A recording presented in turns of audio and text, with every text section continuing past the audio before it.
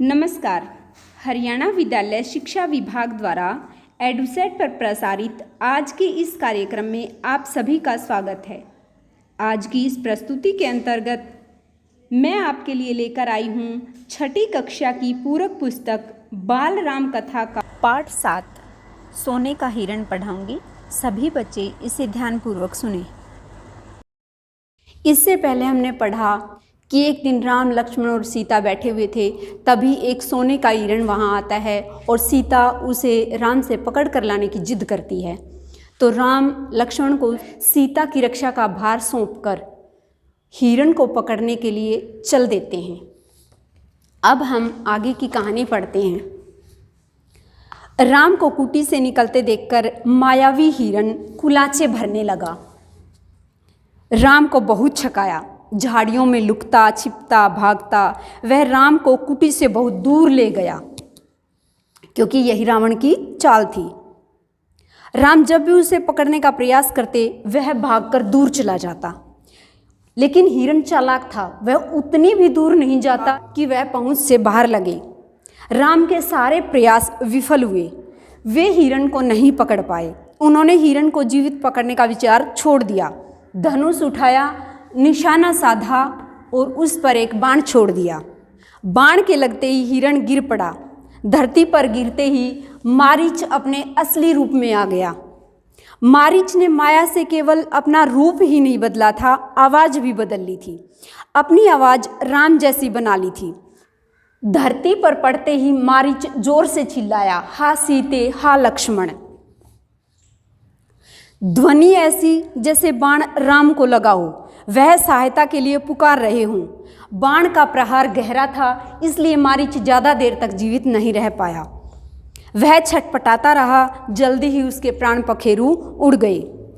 रावण अभी तक एक विशाल वृक्ष के पीछे था और वह प्रसन्न था कि उसकी चाल सफल हुई। मारीच ने अपनी भूमिका अच्छी तरह निभाई। अब तक सब कुछ वैसा ही हो रहा था जैसा रावण ने चाहा था।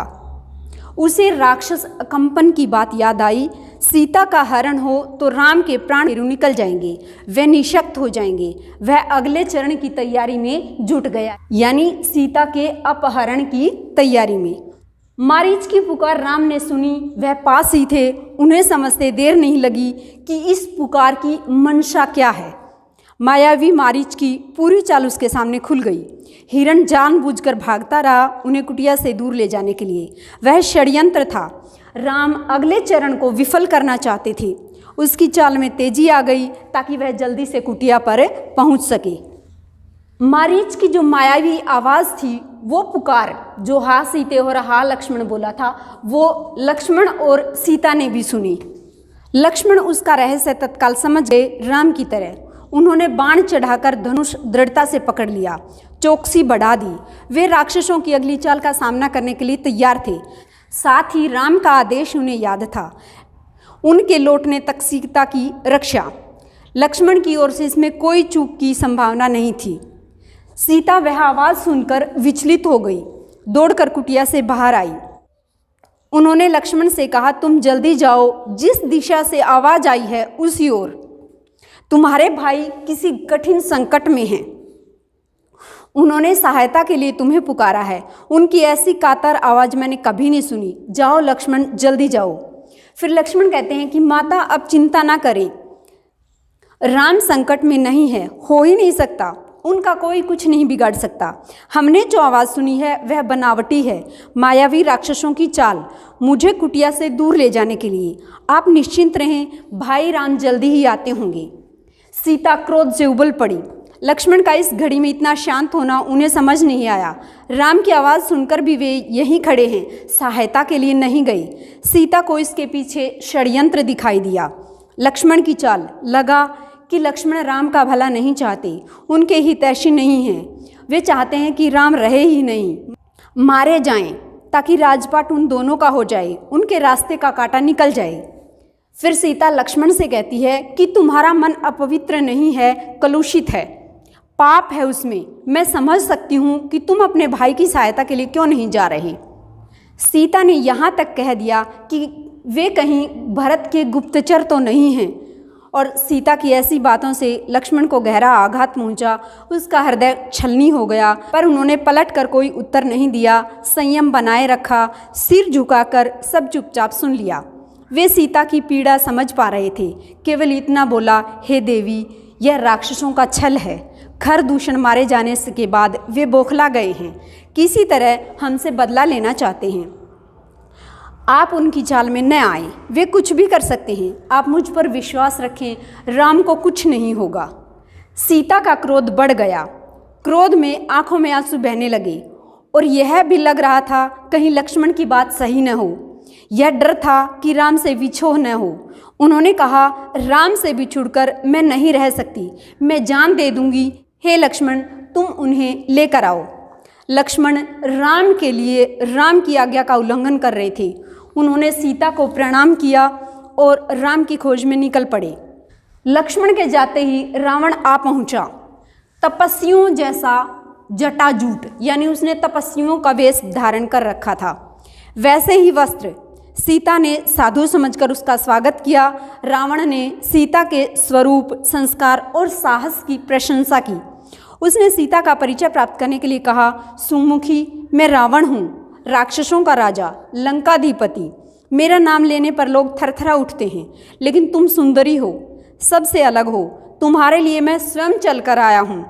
मेरे साथ चलो, सोने की लंका में रहो, मेरी रानी बनकर। सीता क्रोधित हो उठी। मैं प्राण त्याग दूंगी, लेकिन तुम्हारे साथ नहीं जाऊंगी। मैं राम की पत्नी हूँ, वे महाबलशाली हैं, तुम्हें उनकी शक्ति का अनुमान नहीं है। तुम चले जाओ, नहीं तो तुम्हारा सर्वनाश हो जाएगा। रावण ने सीता की बात अनसुनी कर दी और उन्होंने सीता को खींचकर रथ में बिठा लिया।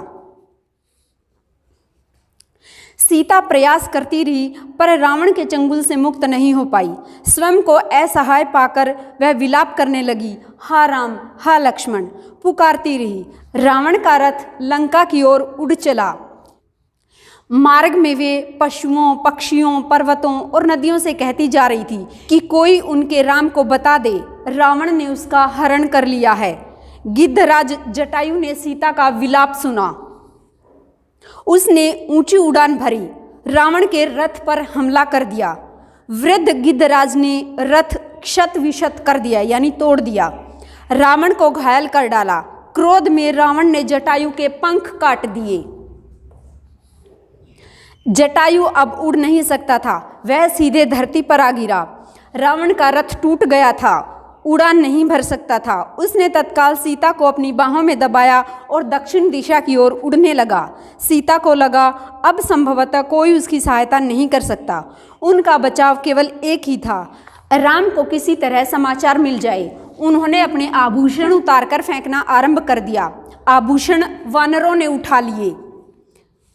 उन्हें आशा थी कि वानरों के पास ये आभूषण देखकर राम समझ जाएंगे, उन्हें पता चल जाएगा कि सीता किस मार्ग से गई है। रावण ने सीता को आभूषण फेंकने से नहीं रोका। उसे लगा कि सीता शोक में ऐसा कर रही है। कुछ ही समय में रावण लंका पहुंच गया। वह अपने धन वैभव से सीता को प्रभावित करना चाहता था। उन्हें लेकर वह सीधा अंतःपुर गया। राक्षसियों को सीता की निगरानी करते रहने को कहा और बाहर निकल गया। थोड़ी देर में वह फिर लौटा। सीता को घूरते हुए उसने कहा, सुंदरी, मैं तुम्हें 1 वर्ष का समय देता हूँ, निर्णय तुम्हें करना है। मेरी रानी बनकर लंका में राज करोगी या विलाप करते हुए जीवन बिताओगी। सीता बार बार रावण को धिक्कारती रही, राम का गुणगान करती रही। रावण को क्रोध आ गया। तुम्हारा राम यहाँ कभी नहीं पहुँच सकता, तुम्हें कोई नहीं बचा सकता। तुम्हारी रक्षा केवल मैं कर सकता हूँ, मुझे स्वीकार करो और लंका में सुख से रहो। फिर सीता कहती है, पापी रावण, राम तुझे अपनी दृष्टि से जलाकर राख कर सकते हैं, उनकी शक्ति देवता भी स्वीकार करते हैं। मैं उस राम की पत्नी हूँ जिसके तेज और पराक्रम के आगे कोई नहीं ठहर सकता। तेरा सारा वैभव मेरे लिए अर्थहीन है। तूने पाप किया है, राम के हाथों तेरा अंत निश्चित है। राम की इतनी प्रशंसा सुनकर रावण कुछ चिंतित हो गया। उसने सोचा, खरदूषण को मारने वाला अवश्य ही शक्तिशाली होगा। उसने तत्काल अपने 8 बलिष्ठ राक्षसों को बुलाया और कहा, तुम लोग पंचवटी जाओ, राम और लक्ष्मण वहीं रहते हैं, उनका एक एक समाचार मुझे मिलना चाहिए। दोनों पर निगरानी रखो और मौका मिलते उन्हें मार डालो। उधर सीता को पाने के लिए रावण ने अपनी योजना बदली। उन्हें अंतःपुर से निकालकर अशोक वाटिका में बंदी बना दिया। पहरा कड़ा कर दिया गया।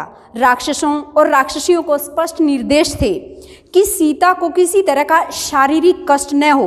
इनके मन को दुख पहुंचाओ, अपमानित करो, लेकिन सीता को कोई हाथ न लगाए। रावण ने सब कुछ किया, पर सीता का मन नहीं बदला। वे बार बार राम का नाम लेती रही। शेरों के बीच हिरणी की तरह बैठी रहती थी, डरी सहमी, रो रो कर दिन काट रही थी। सोने के हिरण ने उन्हें सोने की लंका में पहुंचा दिया था और यहाँ से राम ही उन्हें बचा सकते थे। हमने इस पाठ में पढ़ा कि राम हिरण को पकड़ने के लिए जाते हैं, लेकिन हिरण उनकी पकड़ में नहीं आता, तो राम धनुष उठाकर उसे तीर मार देते हैं और तीर के लगते ही हिरण अपने असली रूप में आ जाता है। वह मारीच था। उसने राम की आवाज़ में हा सीते हा लक्ष्मण कहा, तो ये बात सीता और लक्ष्मण ने भी सुनी। तो सीता ने लक्ष्मण को अपने भाई को बचाने के लिए भेज दिया। तभी रावण वहाँ आया और सीता का अपहरण करके ले गया। जैसे अपहरण करके रथ में बिठाकर लेकर जा रहा था, तो गिद्धराज जटायु ने उन्हें बचाने की कोशिश की, लेकिन वह बचा नहीं पाया। सीता ने अपने गहने नीचे डाल दिए ताकि अगर राम यहाँ आए तो उन्हें पता चल जाए, और वो गहने बंदरों ने उठा लिए। फिर रावण और जटायु का युद्ध होता है और उस युद्ध में जटायु उसके रथ को शत विशत कर देते हैं। तो रावण सीता को अपनी बाहों में लेकर दक्षिण दिशा की तरफ उठ जाता है और लंका में पहुंच जाता है। रावण सीता को कहते हैं कि तुम मुझे अपना पति स्वीकार कर लो, लेकिन सीता इस बात को स्वीकार नहीं करती। इस प्रकार हमारा ये पाठ सोने का हिरण समाप्त हुआ।